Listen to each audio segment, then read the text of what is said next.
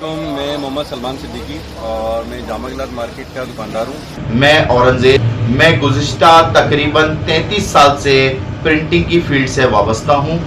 जी मैं फराज फखरी कराची से और तिजारत के शोबे से वाबस्ता हूँ। मेरा नाम मोहम्मद जुनैद अहमद कुरैशी है। मेरे वालिद साहब ने यह 1958 से काम शुरू करा था। मैं हूँ मिसबाउद्दीन शेख। कराची के मुख्तलिफ इलाकों में दौरान तुम्हें शक है तो कराची चल, कराची चल, आके देख किसका जोर है कराची पर। छोड़ कल तू आज ही चल, मेरे आगे कराची कराची ना कर शबाहुर। कराची चल, कराची चल, आके देख किसका जोर है कराची पर। ये छोड़ कल तू आज ही चल, मेरे आगे कराची कराची ना कर। तुम्हें शक है तो कराची चल, कराची चल, आके देख किसका जोर है कराची पर। छोड़ कल तू आज ही चल, मेरे आगे कराची कराची ना कर शबाहुर। कराची चल, कराची चल, आके देख किसका जोर है कराची पर। ये छोड़ कल तू आज ही चल, मेरे आगे कराची कराची ना कर।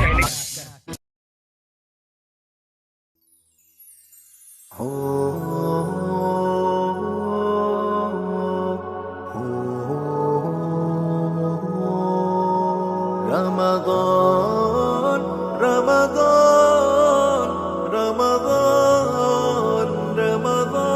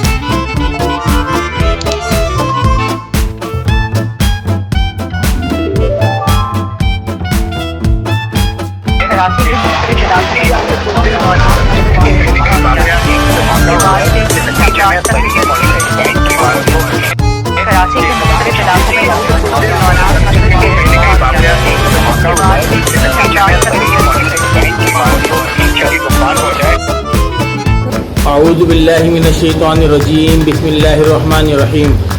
आप देख रहे हैं क्लिक्स टीवी और मैं हूँ मिसबाउद्दीन शेख। रमज़ान की आमद है और कराची के मसाइल। हमने बहुत कोशिश करी, कई सालों से जद्दोजहद में लगे रहे कि कराची के मसाइल किसी भी तरीके से हल हो जाए। हमसे मुराद हम कराची वाले। हर साल एक नया वावेला मचता है, नया फसाद खड़ा होता है और किसी न किसी तरीके से मौजूदा सिंध हुकूमत अपने आप को बचाने के लिए कभी महाजिर पठान फसाद, कभी महाजिर बलोच फसाद, अब महाजिर सिंधी फसाद में मुब्तला करने में लगी हुई है। ये सारे मामला गुल प्लाजा के बाद हुए और गुल प्लाजा के बाद कई जगहों पे आग लगी। इस पे बाद में बात करेंगे, किसी दिन तफसील से बात करेंगे। लेकिन अभी जो हमारा मेन टॉपिक है वो है कराची और रमजान। आज से 20 साल पहले, 25 साल पहले के कराची में रमजान की आमद से कुछ माह पहले ही कराची में तैयारियां शुरू हो जाती थी। रजब, शाबान, ये तो ऐसे होते थे कि ऐसा लगता था कि बस रमजान आ गए। लेकिन अभी चंद दिन रह गए, बमुश्किल एक हफ्ता रमजान की आमद में। लेकिन कहीं भी दूर दूर तक कराची में रमजान की आमद का सिलसिला नजर नहीं आ रहा। महंगाई और नाइंसाफी, इन दोनों चीजों ने कराची को तबाह बर्बाद कर दिया। महंगाई तो इस तरीके की है कि पूरे पाकिस्तान में जितने भी हमारे इस्तेमाल करदा चीजें हैं उनके रेट में और कराची के रेट में इतना फर्क, जमीन आसमान का फर्क आ जाता है।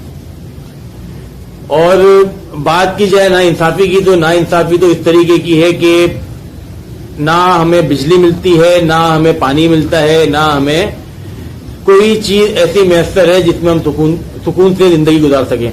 खड्डे, कराची को खड्डों का अड्डा बना दिया और सोशल मीडिया पे और टीवी पे आके हमारे हुक्मरान ऐसी बातें करते हैं कि बस एक लीडर था, उसको माइनस करके उसकी औलादों ने अपने लीडर को, अपने बाप को नाजायज तरीके से पागल करार देकर बाप की जायदाद पे कब्जा किया। और आज उसी लीडर की औलादे, यानी कि उस कायद की, उसकी जो औलादे, 3 सियासी औलादे, वो अपने अपने एक एक कमरे की दीवार बना के खड़े हो गए और इस तरह लड़ रहे हैं जैसे कि कोई बद इखलाक, बदतरीन और नीचे तबके के लोग होते हैं। खैर, बहुत सारी सियासी बातें हो सकती हैं, लेकिन अभी हमारा टॉपिक है रमजान और कराची। इस हवाले से हमने मुख्तलिफ लोगों से मैंने जो है बात करी, मुख्तलिफ लोगों से मैंने इस पे सवालात करे और सवालात के जवाबात आपके सामने पेश करता हूं, फिर आगे चलते हैं। भाई, मेरा सवाल ये है कि आपको 35 साल हो गए और आपके वालिद साहब को 50 साल। मुझे ये बताएं कि आपकी जिंदगी में कौन सा ऐसा सियासी दौर था जिसमें कराची ने हर तरह से उरूज पाया और किसके सियासी दौर में कराची तरक्की पर था?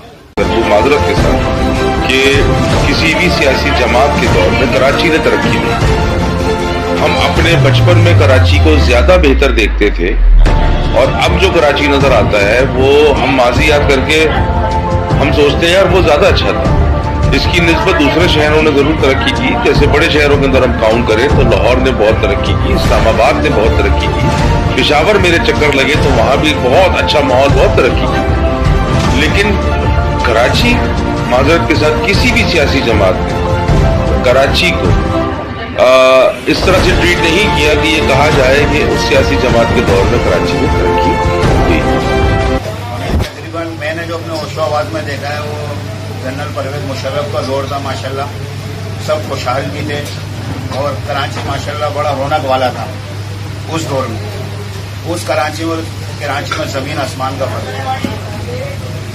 मैं इसको इस तरह कहूँगा कि जनरल मुशर्रफ का जो दौर था ना, मैं कह रहा हूँ वो बहुत खुशहाली का दौर था। उसमें कराची ने तरक्की भी करी, कराची बहुत ऊपर गया और कराची ने पूरी दुनिया के अंदर अपना एक अलग मकाम पैदा किया। और दुनिया ने देखा कि कराची के अंदर पूरी दुनिया से लोग विजिटर भी आते थे और कराची के अंदर हालात बहुत अच्छे, कारोबार बहुत अच्छा, लोग अपना पैसा यहाँ पे कराची में इन्वेस्ट करते थे। मगर अब सूरत हाल चेंज हो गई है। अब कराची से लोग कारोबार जो है वो उठा के ले गए हैं और अब कोई कराची का रुख करता नहीं है।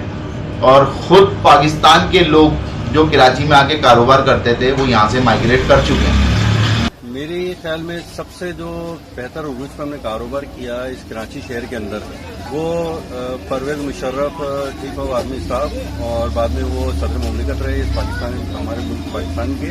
और कराची शहर में उनके दौरे हुकूमत में जितना उरूज पे कारोबार था, इतने उरूज पे कारोबार था जिसकी कोई इंतहा नहीं। और हर चीज़ अपने एक लेवल के ऊपर थी, ना महंगाई थी, ना बेरोजगारी थी, रोजगार के मौके फराम थे और हर चीज़ एक स्टिल पोजीशन पे थी। और यूँ समझ लें कि हमने बहुत तरक्की की उस दौर के अंदर ना। अच्छा, मैं ये पता चलता है कि मुशर्रफ साहब के टाइम पे अच्छी काफ़ी हमारे शहर कराची में बहुत सी चीज़ों में तरक्कियात की, काम भी हुए और तरक्की भी हुई है। हुआ मेरा आपसे सवाल ये है कि रमजान मुबारक 2025 में जो आ रहा है, आज की रमजान मुबारक की तैयारी कुछ दिन बाकी हैं, मेरे हिसाब से 1 हफ्ता है।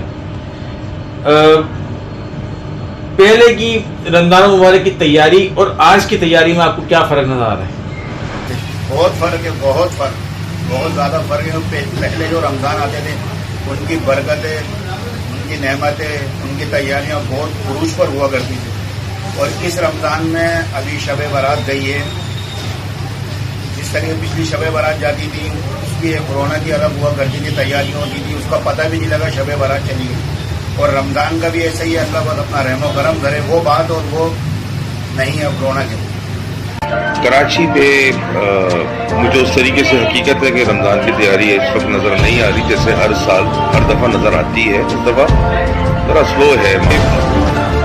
दर हकीकत कराची वाले जो है वो जैसे तैसे भी करके रमजान का महीना हो या ईद उल अजहा का मौका बहुत जोश खरोश से मनाते हैं। तो एक रमजान नहीं, हर रमजान तो उम्मीद है इंशाअल्लाह ताला ये रमजान भी अपने वक्त के साथ जब शुरू होगा तो हमें जोश खरोश नजर आना शुरू हो जाएगा। और तो भाई बहुत सी मार्केटों में रश चल रहा है, बहुत सी मार्केटों में नहीं चल रहा। ज़्यादातर भाई आप ले लें जनरल स्टोर आइटम, इधर जोड़िया बाजार की साइड रश अच्छा खासा चल रहा है और लोग अपनी तैयारियां कर रहे हैं रमज़ान आने की।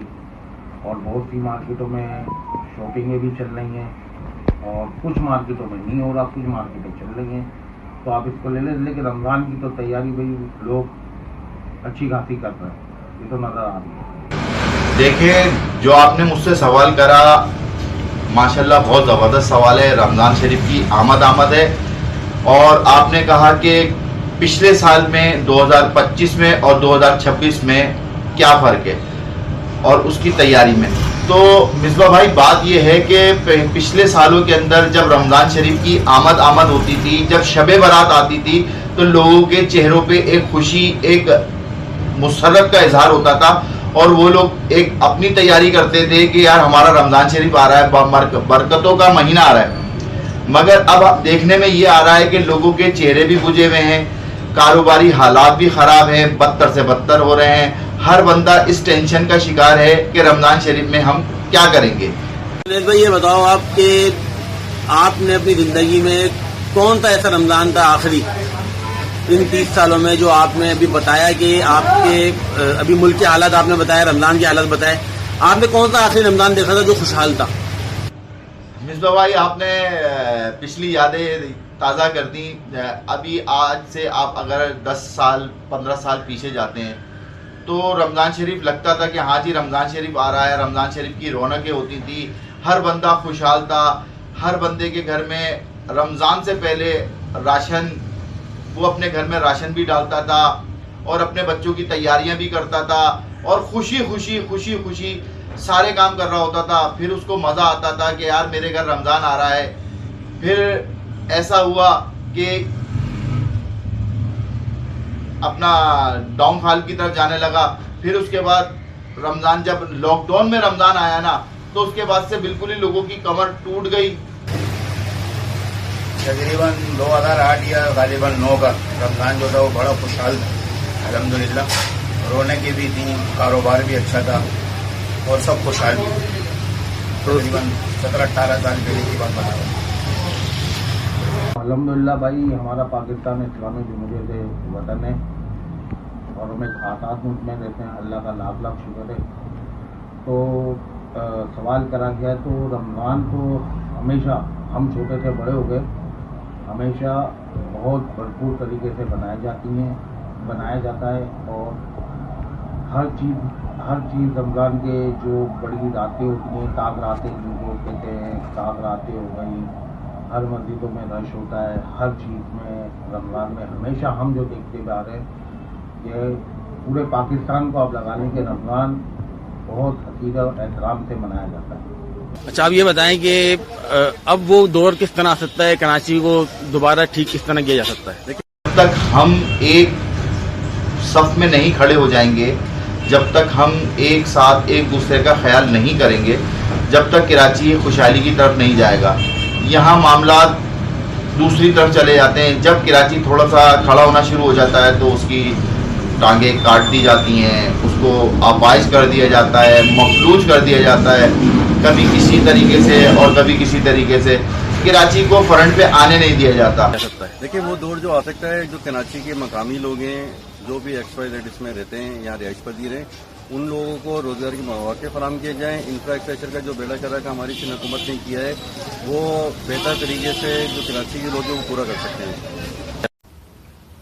आप लोगों ने सबके सवाल के जवाब देखे और इसमें ज़्यादातर लोगों ने जो एक जैसे जवाब दिए वो दिए सियासी दौर हुकूमत और सियासी लीडर के हवाले से कि कराची में जो अच्छा दौर, अच्छा वक्त कारोबार के हिसाब से, अमन व अमान के हिसाब से और तरक्की के हिसाब से जो दौर गुजरा वो जनरल रिटायर परवेज़ मुशर्रफ साहब का गुजरा।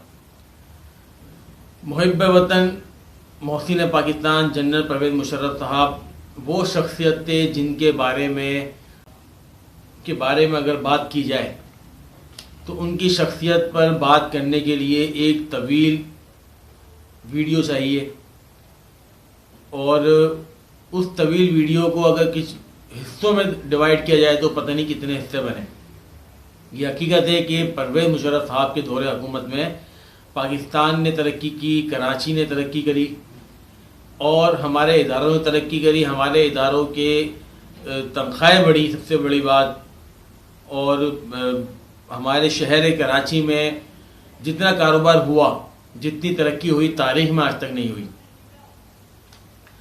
और इसके अलावा जो सवाल था वो ये था कि कराची ने कौन सा ऐसा रमज़ान था जो अच्छा देखा। मैंने तो आखिरी रमज़ान जो अच्छा मेरा गुजरा तो वो तो जब गुजरा जब मेरे सर पे बाप का साया था। 2012 में मेरे वालिद साहब का इंतकाल हुआ और रमज़ान से कुछ अरसे पहले रजब में मेरे वालिद साहब का इंतकाल हुआ और वो रमज़ान, उसी रमज़ान से मैंने कोई अच्छा रमज़ान नहीं देखा। और रही शहर की बात, तो शहर की अगर रमज़ान की बात की जाए तो मुझे नहीं लगता कि जो अच्छा दौर परवेज़ मुशर्रफ साहब के दौर में 2008-9 के रमज़ान देखे गए वो दौर उसके बाद कभी देखा गया हो। जाते जाते आखिरी दो बातें करते जाऊं। कराची के जो इस वक्त मामला चल रहे हैं, जो कराची में वक्त गुजर रहा है, वो बड़ा टिपिकल और बहुत ज़्यादा परेशानी वाला गुजर रहा है। नसरीन जलील ने कुछ बातें करी, अल्ताफ़ हुसैन साहब बानी MQM को, अपने ही कायद को, अपने ही लीडर को पागल बोलकर अपने सारे जो एहसानात थे उनके और उनकी वजह से जो ये आज इस पोजीशन पर आगे बैठी हैं सबको मलिया मेट कर दिया, तबाह बर्बाद कर दिया। और उम्र के इस हिस्से में जब कब्र में पेड़ लटक रहे हैं, उस हिस्से में आकर अपनी बची कुची जो इज्जत थी वो बर्बाद कर दी।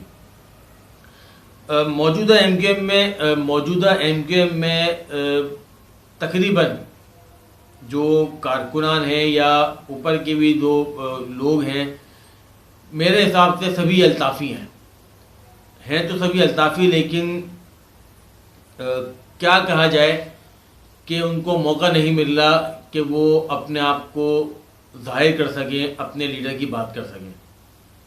हर कोई अल्ताफ़ हुसैन को तस्लीम तो करता है, लेकिन अल्ताफ़ हुसैन बानी MQM के बारे में बात करने की ताकत नहीं रखता, क्योंकि कुछ आपके अपने किरदार, आपके अमाल और आपका जो बैकग्राउंड होता है, कुछ इतना ख़तरनाक माजी होता है आपका कि आप उसको मद्देनज़र रखते हुए अपने आप को बचाने के चक्कर में हकीकत पे बात नहीं करते।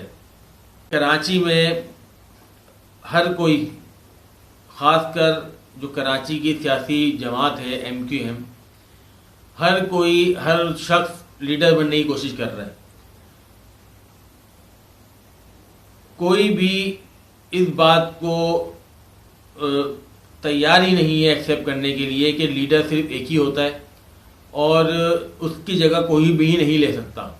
जो लीडर बनने की कोशिश कर रहे हैं ये नहीं सोचते कि जिन लोगों ने अपने लीडर को ही माइनस कर दिया, तो वो लीडर किस तरह बन सकते हैं। लीडर के साथ गद्दारी करने वाला कभी लीडर नहीं बन सकता, ये बहुत बड़ी हकीकत है। दूसरी बात बहुत ज़रूरी, वो कराची के लिए, हम कराची वाले अपने हकूक़ के लिए कभी भी बाहर नहीं निकलते और ना ही निकलेंगे। हमें अपने हकूक़ इसी वजह से नहीं मिलते कि हम सिर्फ़ और सिर्फ सोशल मीडिया के मातमी रह गए। हम सोशल मीडिया पे मातम करते हैं अपनी तकलीफ़ों के, अपनी परेशानी के ऊपर, और ख्वाब देखते हैं कि हमें हकूक़ मिलेंगे। सोशल मीडिया पे मातम करते रहें, डंपर के नीचे भी मरते रहें और जलकर भी मरते रहें। यही कराची वालों की ज़िंदगी है। हकूक़ उनको मिलते हैं जो जद्दोजहद करते हैं। अगर सोशल मीडिया से ही सब कुछ हासिल हो रहा होता तो पाकिस्तान भी अखबारात के दौर में, उस दौर में जब अखबारात थे, अखबारात के दौर में अखबारात में ही पाकिस्तान बन जाता। कोई बाहर नहीं निकलता और कोई जद्दोजहद नहीं होती। बस आज की वीडियो यहीं तक। इंशाअल्लाह अगली वीडियो में फिर आएंगे नए टॉपिक के साथ। अपना बहुत ख्याल रखिएगा और दुआ करिएगा कि अल्लाह ताला हमारे मुल्क की हिफाजत करे, और ये जो हमारे मुल्क के दुश्मन हैं, ख़ास कर जो कराची के दुश्मन हैं, अल्लाह ताला उनको वो इबरतनाक मौत अता फरमाए कि दुनिया उनका तमाशा देखे। अल्लाह हाफिज़। पाकिस्तान पाइंदाबाद।